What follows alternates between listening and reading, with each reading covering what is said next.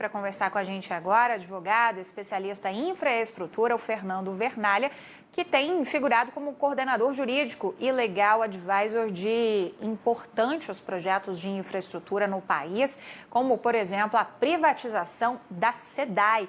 Muito boa noite para você, Vernalha. Seja bem-vindo aqui ao Band News TV. Gostaria de já começar essa nossa conversa perguntando sobre essas metas que o Felipe mencionou agora ao te anunciar. São metas bastante ambiciosas, né? Como a gente irá cumprir essas metas a partir da aprovação desse novo marco legal, hein? Obrigado, boa noite a todos. De fato, as metas são ambiciosas, especialmente se a gente considerar o diagnóstico atual, né? A gente tem mais da metade da população brasileira sem acesso ao esgotamento sanitário, 35 milhões de pessoas sem acesso à água canalizada. Então, a gente tem um déficit no que diz respeito à universalização do saneamento, um déficit histórico. E, na minha percepção, isso se deve à falta de capacidade das companhias estaduais de implementarem esses investimentos, né? Portanto, eu acho que esse projeto de lei ele caminha na direção correta ao pretender ampliar a participação privada no setor, né? A gente precisa encorajar o capital privado para investir nessa agenda de universalização do saneamento. E acho que o projeto ele se esforça para criar as condições para isso, né? Um tema, por exemplo, que é tratado no projeto, que eu acho um tema da mais alta relevância, é melhorar a qualidade da nossa regulação, né? A gente tem uma regulação hoje no setor de saneamento que é uma regulação muito diversificada, fragmentada, né? Há agências estaduais, agências municipais, intermunicipais. Então, o objetivo de empoderar a ANA, que é uma agência nacional, né, para funcionar como um regulador nacional, uniformizando a regulação, melhorando a qualidade da regulação, eu acho que é o que pode abrir caminho também para a gente ampliar a participação privada no setor. Doutor Fernando Vernalha, obrigado por atender o Band News. Aguardar aí, porque afinal de contas a população, boa parte dela estava esperando esse comunicado do presidente, essa oficialização desses valores ligados aí à questão do auxílio emergencial. A questão que nós conversávamos era sobre o saneamento básico. O senhor acredita que as metas possam ser alcançadas mesmo com metas altas? A régua sobe muito no Brasil até 2033, doutor. Eu acredito que sim, eu acho que essas metas elas são exigentes, mas são factíveis, né? Especialmente se nós criarmos as condições para isso. Eu acredito que o investimento privado é o que vai propiciar aí a gente avançar com essa agenda de investimentos. E para isso, como eu disse, é importante que a gente avance na melhoria da regulação, né? Em criar uma regulação uniforme, de maior qualidade, contratos bem desenhados, né? Licitações competitivas, para que a gente possa estimular o mercado a participar desses negócios. Mas certamente dinheiro existe no mercado, e vontade de investir também. É uma questão de a gente criar as condições adequadas para isso. Então, me parece bastante adequadas essas metas. Eu acredito que nos próximos meses e anos nós vamos ter aí um ciclo de privatizações e de concessões no setor de saneamento, né? Estou falando das companhias estaduais. Acredito que os estados vão assumir esse protagonismo também de promover essas concessões. E uma vez que a gente tenha contratos bem desenhados, licitações bem modeladas, eu acredito que nós temos toda a condição de avançar com essa agenda de universalização do saneamento a partir da ampliação da participação privada no setor. Só para finalizar, a gente tem exemplos disso, né? Um exemplo é o município de Uruguaiana, que em 6 anos saltou de 6% de cobertura de esgotamento sanitário para 94%. Então, casos como esse encorajam, logicamente, toda essa política de ampliação da participação privada no setor, que, na minha percepção, é algo fundamental para que a gente possa melhorar a qualidade da regulação e promover uma agenda de universalização do saneamento.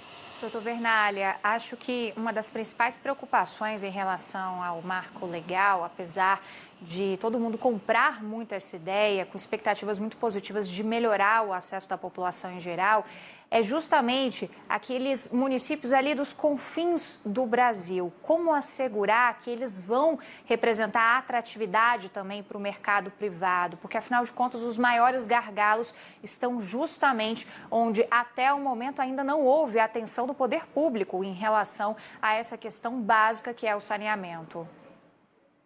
Então, eu acho que outra virtude do projeto é exatamente ter um olhar regional para o saneamento, né? Fazendo com que os estados, né, possam organizar uma prestação regionalizada para o saneamento, propiciando exatamente esses subsídios cruzados, né, entre municípios em que os negócios são mais rentáveis, né, atraem o interesse da iniciativa privada, subsidiando aqueles municípios em que pode ter uma operação teoricamente deficitária. Então, eu acho que esse é um outro enfoque muito importante sobre o saneamento, né? Talvez o nosso pecado original tenha sido atribuir a titularidade do serviço aos municípios, né? Os municípios, na minha percepção, infelizmente, eles não têm capacidade institucional, capacidade técnica para estruturar esses programas, para gerenciar esses programas de longo prazo, né, para investimento em saneamento, e também há essa questão regional que me parece central, né, para a gente poder fazer com que o saneamento chegue, a universalização chegue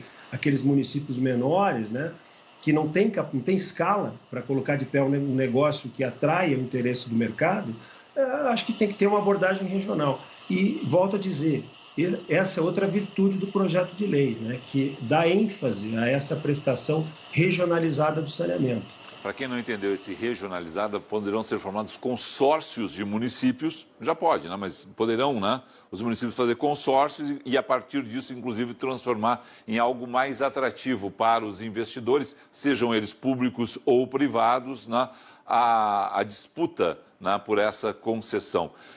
Doutor Vernalha, me diga o seguinte, dinheiro no meio da pandemia, eu sei que é 30 anos de concessão, mas vamos ter interessados, os números que se falavam até aqui, né, de 600, alguns falavam de 700 bilhões de dólares em investimentos, nós teremos efetivamente esse dinheiro chegando ao Brasil para realizar, seja ele dinheiro nacional ou dinheiro estrangeiro, para realizar esses investimentos? O senhor acredita que esses números se confirmarão?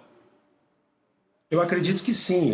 Sempre se disse que recursos não faltam, né? Especialmente na iniciativa privada. O que faltam são bons projetos, né, para atrair investimentos. E se a gente olhar aí a evolução desses projetos em estruturação, né, os market sounds que estão sendo realizados, os roadshows dos projetos, desses grandes projetos de saneamento, a gente percebe que há um grande interesse do mercado, né?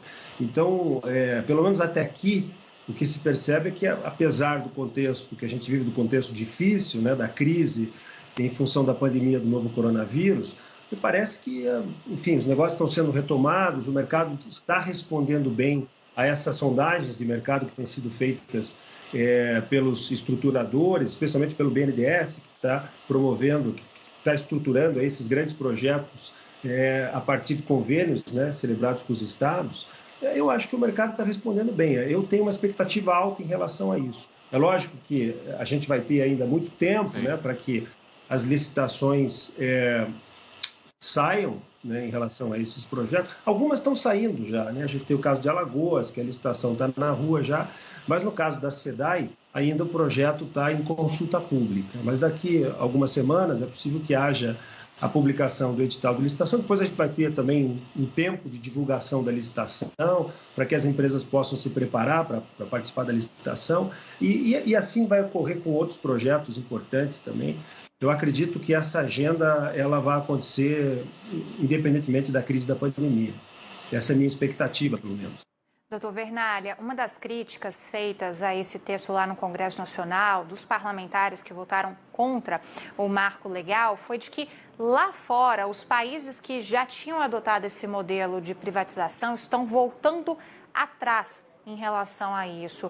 Queria confirmar com o senhor se o cenário é esse mesmo e, se for, o porquê que isso está acontecendo lá fora e se de alguma forma pode espelhar o que lá na frente pode vir a acontecer no Brasil. Olha, eu acho que experiências internacionais a gente tem para os dois lados, entendeu? Bem-sucedidas, mal-sucedidas, e tem vários fatores, há variáveis que interferem, né? Às vezes dependendo do modelo de negócio adotado, das políticas públicas, né? Enfim, há várias questões. É difícil de a gente adotar um benchmarking, entendeu? Para o setor de saneamento, especialmente para o Brasil, que é um país em que o saneamento é muito peculiar. A gente é um ponto fora da curva, se a gente olhar outros setores da infraestrutura, em que a gente conseguiu avançar muito com universalização, né? Costuma-se fazer um comparativo entre telecomunicações e saneamento, né? Que nós temos mais de um equipamento de celular por habitante no Brasil e mais da metade da população brasileira não tem acesso ao esgotamento sanitário. Então, eu não acredito que essas experiências internacionais que têm sido referidas possam influenciar a modelagem dos negócios de saneamento no Brasil. Até porque o que acontece no Brasil exatamente nesse momento é que as administrações públicas não têm capacidade de investir no saneamento. E nós, como já foi dito, a gente tem uma agenda muito exigente de universalização de saneamento. Nós não podemos esperar. Eu acho que o investimento público ele foi importante do ponto de vista histórico, desde o Planasa, lá na década de 70, né? Quando a União, através do BNH, implementou investimentos no setor, houve uma costura institucional, né? Os estados passaram a operar os saneamentos, os municípios delegaram aos estados e a União financiou. Eu acho que a gente conseguiu investir, avançamos, mas lá pelas tantas as companhias estaduais perderam a capacidade de investir. E aí começamos a discutir alternativas, né, para a universalização do setor. E parece que na atualidade não há alternativa senão buscar esse investimento na iniciativa privada, no setor privado. Fernando Vernalha, obrigado ao senhor, né, por avaliar conosco esse mercado que agora se abre no Brasil a partir da aprovação no Congresso. A gente vai aguardar a sanção do presidente e aí sim acompanhar aí a tramitação de todas essas disputas de concessões que virão por aí na área do saneamento básico. Obrigado ao senhor, uma excelente noite. Obrigado a vocês e boa noite a todos. Boa noite.